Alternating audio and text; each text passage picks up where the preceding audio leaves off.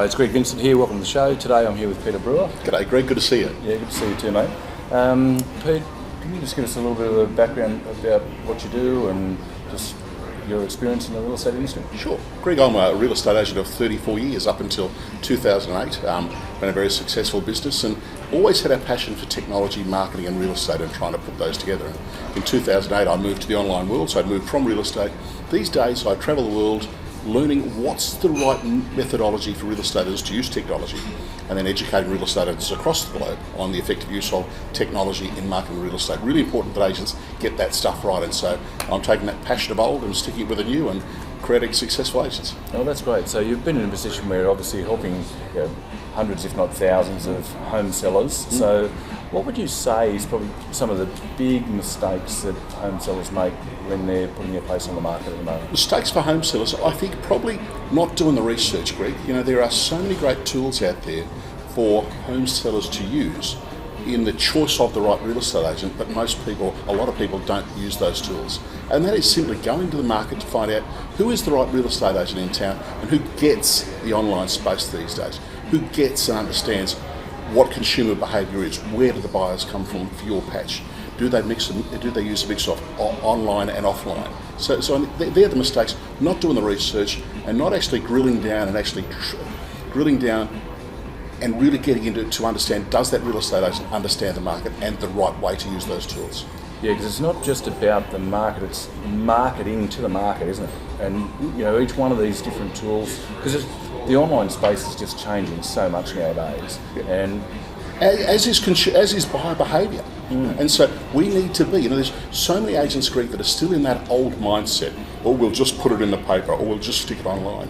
And there are so many subtle nuances that we need to know to understand where are the buyers that are coming for the Hawkesbury or for whatever part of Australia you're at. Where are those buyers coming from, or what are they doing to get there? There's no point, I was saying to a real estate agent in Atherton in far north Queensland recently, there's no point him being on Twitter and making all this noise on Twitter if there's no one in Twitter in his market. So if he's in North Sydney, yes, that's probably the market. So it is understanding that we've got to fish where the fish are.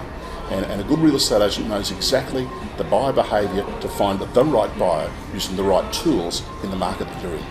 Because there's not just the platforms like realestate.com.au and Domain and those different platforms. There's now so many different areas where people can market, isn't it? It's an art, and I think it is the lazy real estate agent these days that just says, well, we'll just put it on realestate.com and we'll just put it in the local paper. Yeah, that may be just where it needs to go. But a good real estate agent understands the power of video, understands the power of a good customer relationship management system or database, who can track which buyers are looking at what.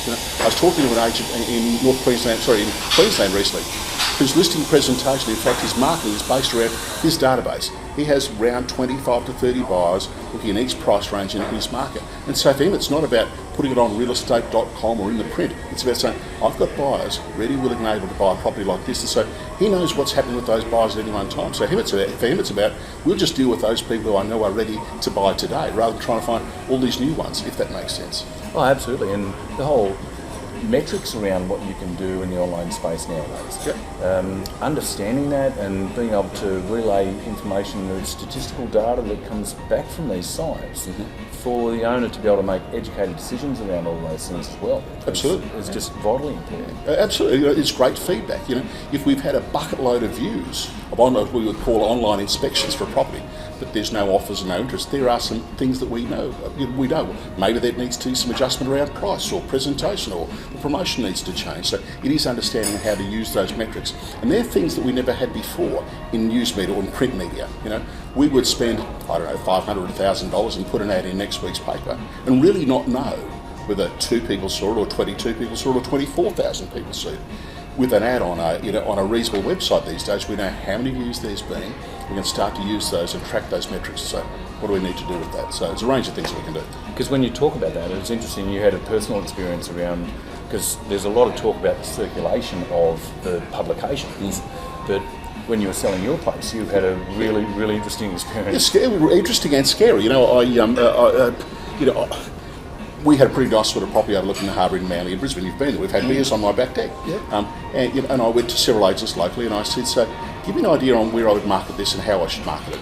And one of the agents, who had a reasonable reputation locally, which was one of the reasons I asked them of 3. And they said, Peter, they came back with a marketing budget of $19,500. Now I thought that's a that's a big budget.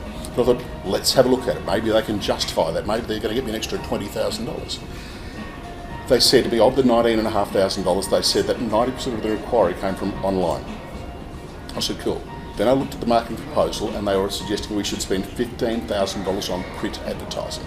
Now that doesn't make sense to me. 90% of the inquiry comes from online, yet they want to spend $15,000 in print advertising in the Brisbane Courier Mail, with 90% of the inquiry coming from online. And I posed the question to the agent. I said, if 90% of your inquiry comes from online, why are we spending all this money on print? He said, well, we're really prominent in the Courier Mail. We've got a great reputation of being there. I went, I don't care about your reputation.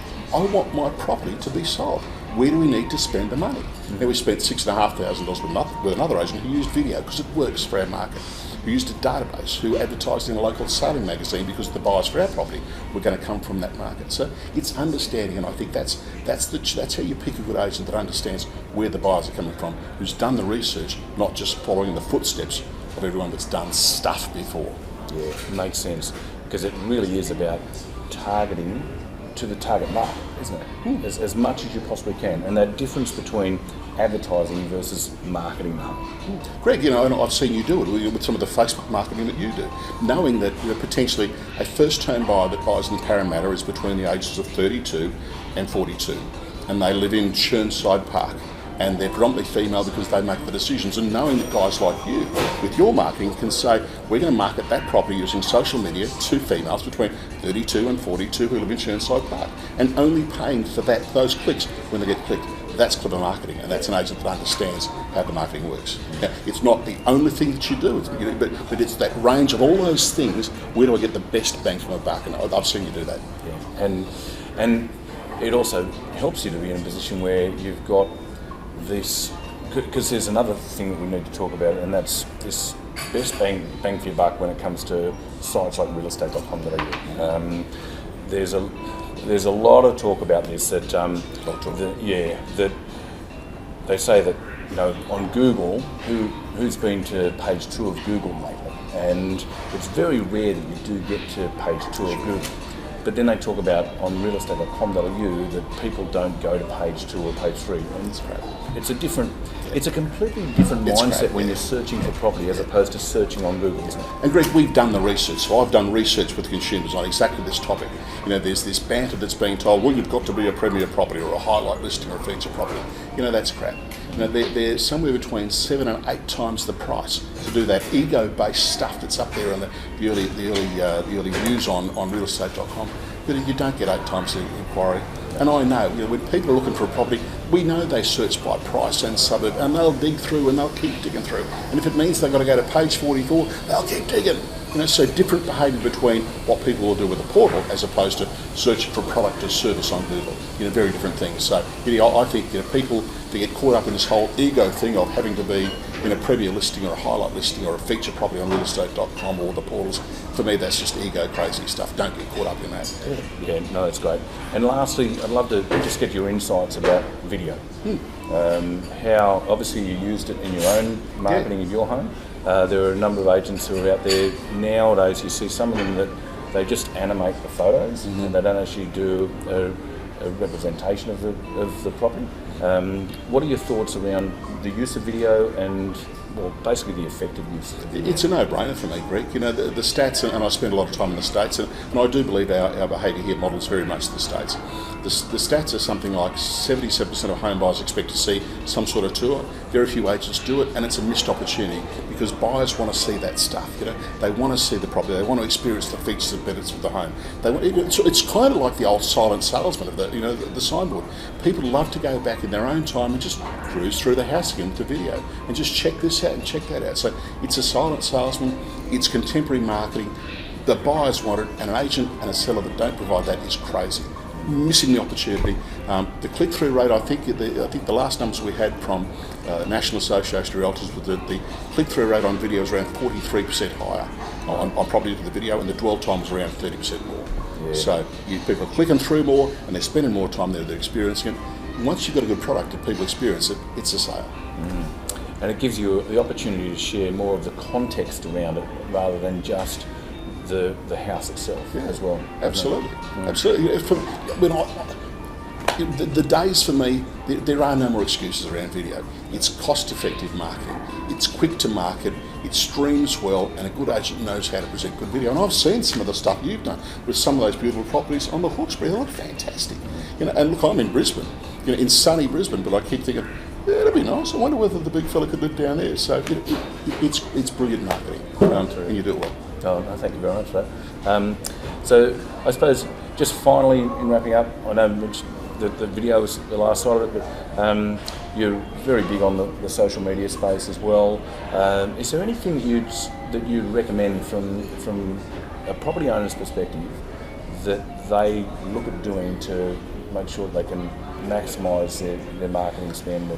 Well, I think if you've got an agent that's going to use social media effectively, don't rely on the real estate agent necessarily to share that property on Facebook, but certainly if you've got a property that you've given your real estate agent to market, go and get yourself to share it out to as many of your friends as possible. The best buyer for your property may well be one of your own friends or colleagues, or who's lived in your home with you, who's been to a party at your place, who's spent some time. So, get on and share that property using the agent's video or the agent's marketing materials, and share that to your own your own circle of friends or sphere of influence. So, there's lots of ways that a home seller can help the real estate agent do a great job using some of those great online tools. This is, a good real estate agent and a good home seller work together. This is a relationship, and our business is about relationships. So, a smart agent will show you the ways to make that happen. Fantastic. It's great to catch up with you, Pete. Love to. It's always great. Yeah, I always enjoy catching up with this guy. He's flown into Sydney from Queensland. I had to make sure I caught up with him, and mate, it's just terrific to have you here. All right, thanks again for your time. It's always too long between drinks. Yeah, definitely. Cheers, mate. My pleasure. All right, I'll have one of them now. All right. Okay, we'll see you in the next show. See you then.